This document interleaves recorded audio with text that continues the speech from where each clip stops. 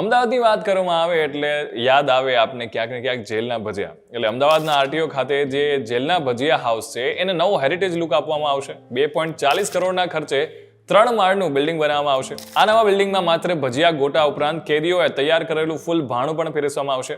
Ground floor પર સાબરમતી જેલની theme પર ઇન્ટિરિયર બનાવવામાં આવશે અને અહીં કેદીઓએ બનાવેલા ભજીયાનું વેચાણ થશે.